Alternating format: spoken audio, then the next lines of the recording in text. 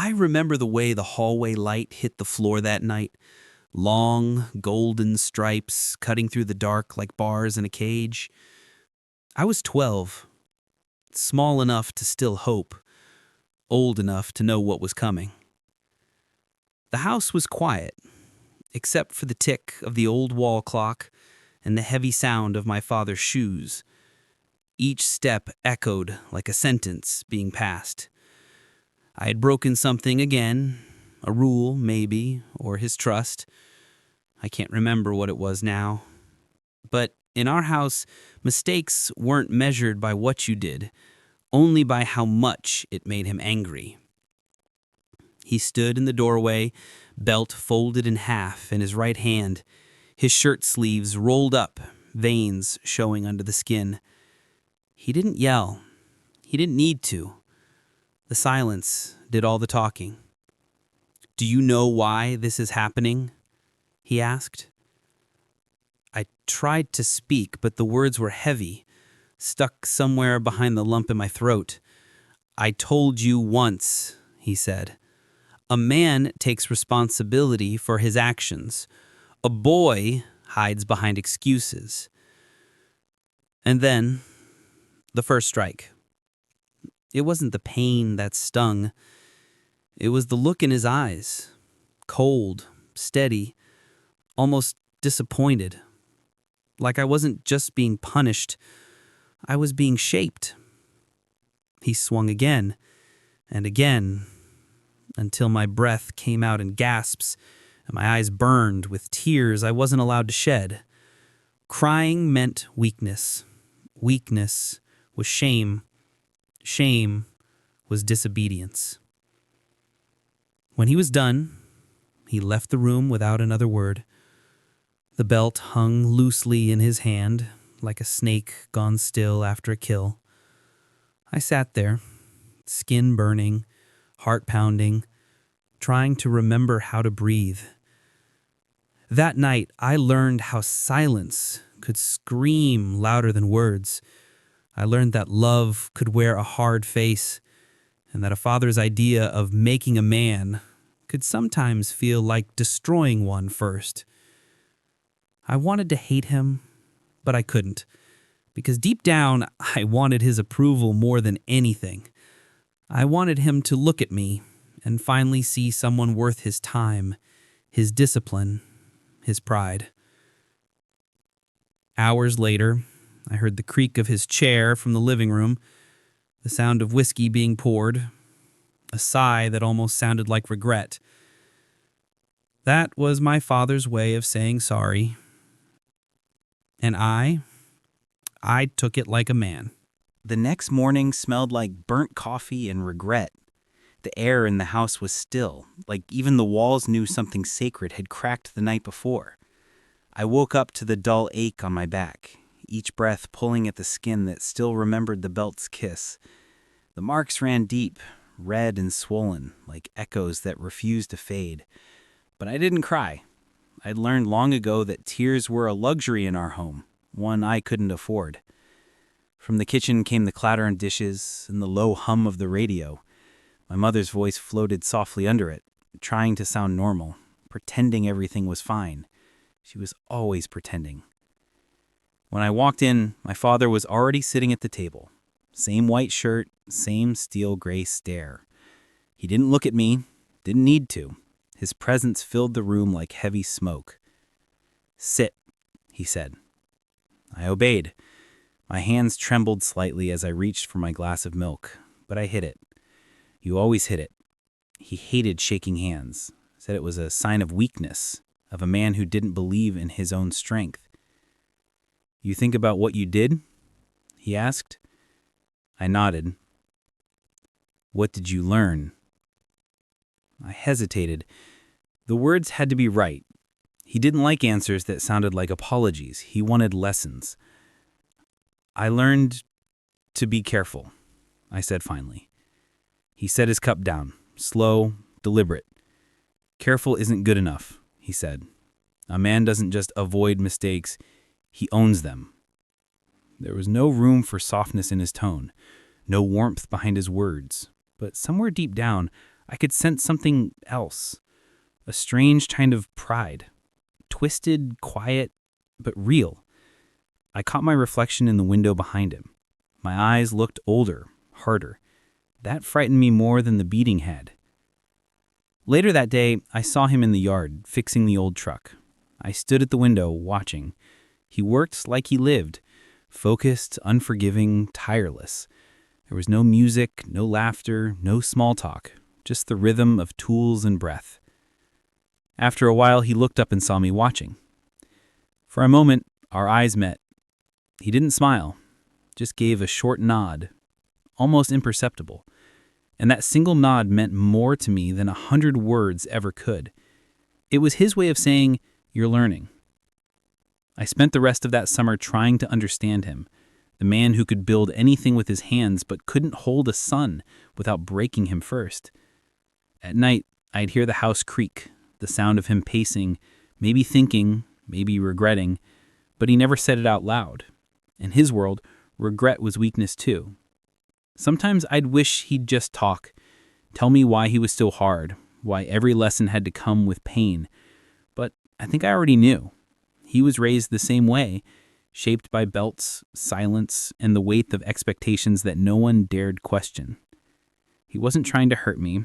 He was trying to make sure I'd survive a world that would never care how gentle I was.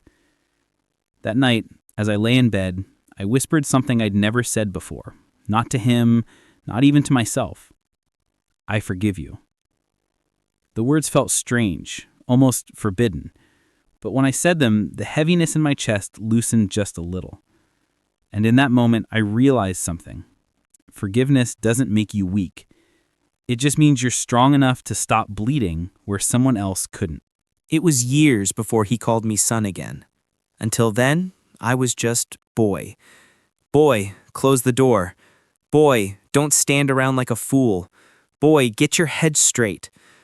The word used to scrape against me like sandpaper, rough, impersonal, a reminder that I hadn't yet earned his approval. By then, I was 17, lean and quiet, a mirror of the man I once feared and now slowly began to understand. The world outside was changing. Radios turning to cassette decks, old Chevys rusting in driveways. But inside that house, time stood still.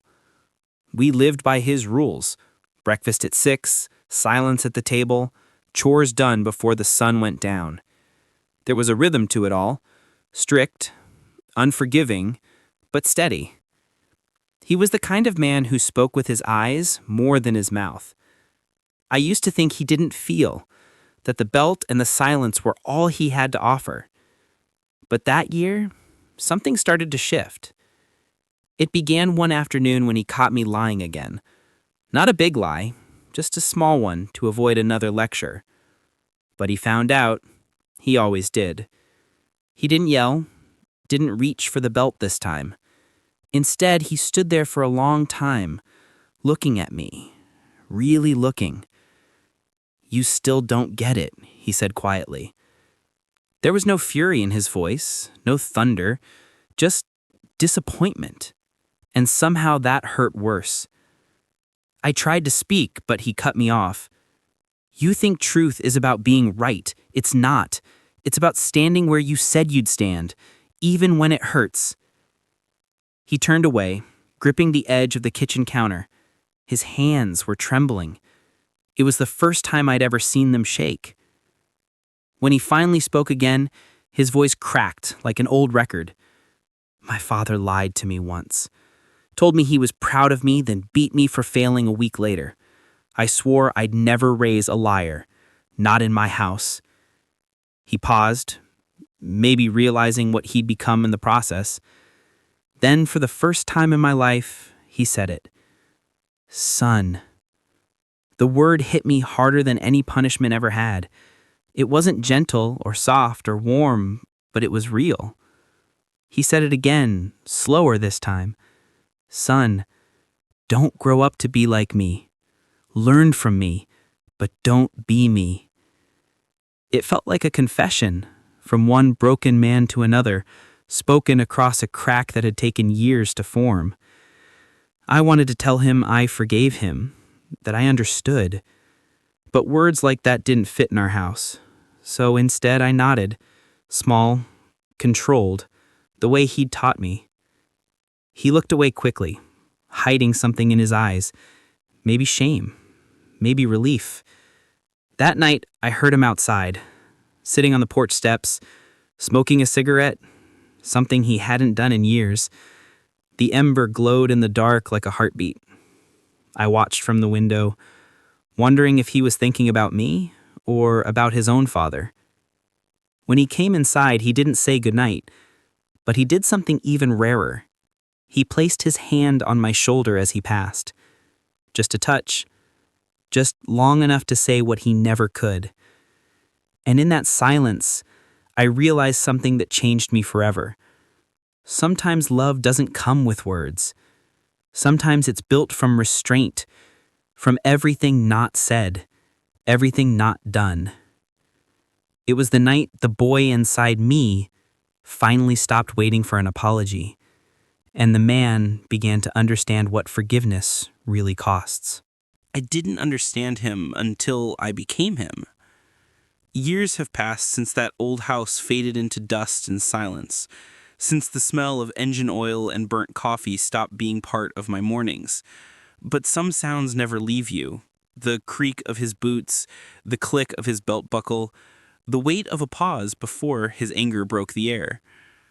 He's been gone a long time now, and yet every time I look in the mirror, I see his eyes staring back.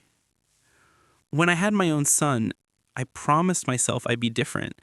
I swore I'd talk more, listen more, never raise my hand in the way he did. And for the most part, I've kept that promise. But there are moments, small, uninvited, when his voice slips out of mine. Stand straight. Don't talk back. Act like a man. They come out sharp, automatic, carved into me like an instinct passed down through blood. And when I hear myself say those words, I freeze, because I know exactly where they came from.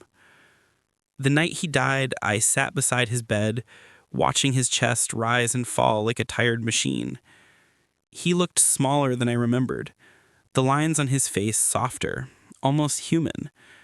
His hands, once steady and strong, twitched as though still tightening bolts that weren't there.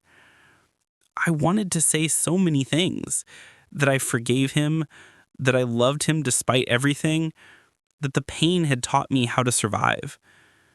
But his eyes stayed closed. His breath grew thin, and before I could speak, he was gone. No apology, no final lesson, just silence. The same silence that had raised me. For a while, I thought that silence would haunt me forever, but it didn't. It shaped me. I realized something after his funeral. The punishment wasn't just the belt or the shouting or the shame. The real punishment was becoming him, living with the same weight he carried, understanding too late why he did what he did. He was never trying to break me. He was trying to build something in me that he couldn't name. Strength, maybe. Endurance. The kind of hardness that keeps you standing when life doesn't care how tired you are. And though his ways were cruel, I can't deny this. They worked.